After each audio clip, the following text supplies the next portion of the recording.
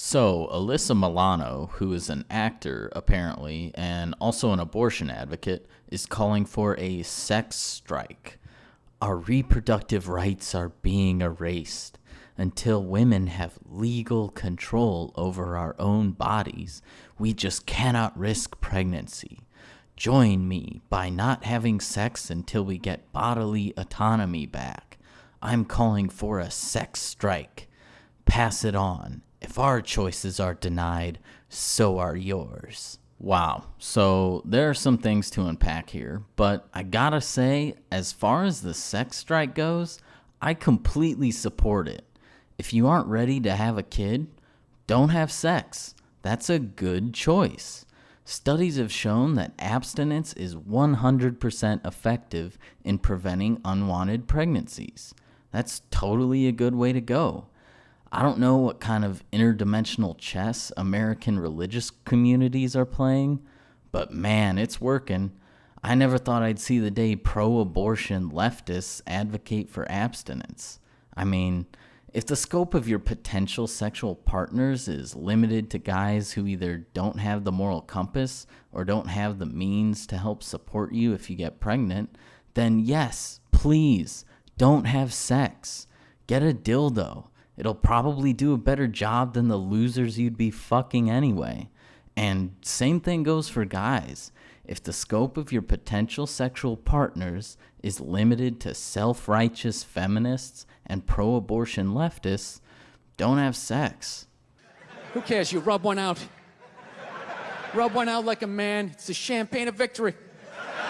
So yeah, I totally support this sex strike. But there are some other things in this tweet I want to address. Bodily autonomy. Everyone has bodily autonomy to a certain extent.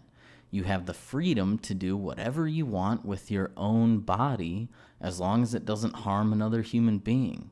I bet you can guess where I'm going with that. What Alyssa Milano and abortion advocates in general are talking about when they say bodily autonomy is the ability to have sex without consequences. But the problem is there are consequences for sex. It's an adult thing that adults do, and adult responsibility is implied. Wanting to have sex without the possibility of pregnancy is like wanting to smoke without the possibility of getting cancer. Now, I know what you're thinking. Exactly. Pregnancy is like cancer, and you know what we do with cancer? We try to get rid of it. Therefore, we should have the right to abortion. The problem is there are a few subtle differences between pregnancy and cancer.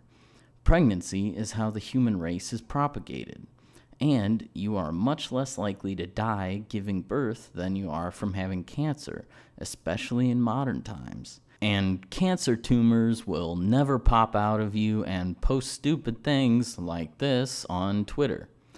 And if you compare human life to cancer, I think you might be right, at least in your case. Now, it might seem like I'm creating a straw man of a pro-abortion argument, though I have heard unborn humans referred to as just a clump of cells, so if it is a straw man, it's a pretty sturdy one. But for the sake of argument, I will put forth another analogy. Wanting to have sex with no consequences, with no risk of pregnancy, is like wanting to eat McDonald's every day and not get fat. You don't have an inherent right to either of these things. But if you want to eat at McDonald's every day, there are things you can do to avoid getting fat. You can limit the total amount of calories you consume. You can use time-restricted eating or intermittent fasting. And you can work out. You also have a lot of options with sex. You can use birth control, condoms, you can pull out, swallow, do anal. There are a lot of things you can do to avoid pregnancy and still have casual sex. And at the end of the day, if the condom breaks and you still get pregnant even while on birth control, there is still adoption. You can still live the lifestyle you want. You can still have bodily autonomy without ending the life of another unique human individual. That's the issue. You do have legal control over your own body, But the thing is, when you get pregnant, there's a new body in the mix. I don't remember my own birth, but I'm pretty sure this clump of cells that is me originated in the womb of a woman. And there's this insanely stupid thing that pro-abortion people say, like, oh, by that logic, every time you jerk off, you kill thousands of people. I shouldn't even have to explain how stupid that is. Okay, if I gave you butter and flour and sugar, would you be like, oh yeah, that'll make a cake? No, that won't make a cake. That will never be a cake. That is just part of the recipe. The cake starts when you get all of the ingredients together and put it in the oven. Boom, conception.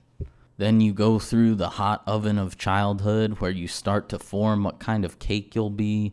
Then you come out of the oven, and maybe if you're a good cake, you'll get frosting and decorations and mature into a full functioning adult cake.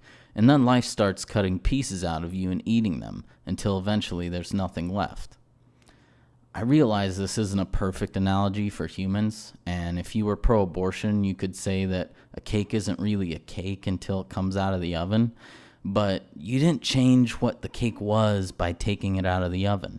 I think people inherently know that life starts at conception. One of my best friends, who was adopted, by the way, is married and his wife is pregnant. He didn't say, my wife is having a clump of cells. He said, we're having a kid.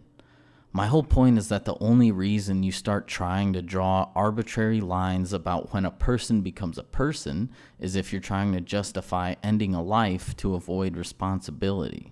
The whole abortion argument isn't about rights, it's about avoiding responsibilities. And people have said to me, well, you're a man, so it's easy for you to talk about responsibilities when you'll never get pregnant. And if I was a smartass, I might say, like, wait, I thought gender was just a social construct, but I'm totally not a smartass. So what I will say is that if I got someone pregnant, and if I was a shitbag loser and didn't voluntarily help support her and raise the child, I would be forced to pay child support by the state. Again, if you are having sex with a guy that is so shitty that you are worried he wouldn't help support you if you did get pregnant, you probably shouldn't be fucking him in the first place. Here's the thing. The whole reason civilization even exists is because women in general are selective when it comes to sexual partners. Women are the gatekeepers. They determine whether or not a man is worthy. When you fuck a loser, no matter how much of a loser he is, he will think he's a winner and won't make the effort to become a more competent and responsible person. And in that scenario, everyone loses. That's the funny thing about women being sexually liberated, is that the only people that win are shitty men. But look, if you want to have casual sex, have casual sex. It's not my business what two consenting adults do. But I would suggest you don't fuck an irresponsible loser. Or don't have sex at all and join the sex strike. But yeah, there is responsibility for both genders when it comes to sex. But no one has a right to kill someone in order to avoid those responsibilities. Everyone has the right to life. No one has the right to kill someone because they are inconvenient. One of the few reasons why I think we should actually have a government is to protect life. So, anyway, I was just planning on making a smart-ass video about this tweet, but I guess I ended up going over pretty much the whole abortion issue. But yeah, if you think reproductive rights and bodily autonomy means you get to kill the unborn, I hope your reproductive rights get erased. And I really hope you don't have sex. Again, I completely support the sex strike. Pass it on. Thank you. Have a good day. I'm just another clump of cells, but you can call me the critical citizen.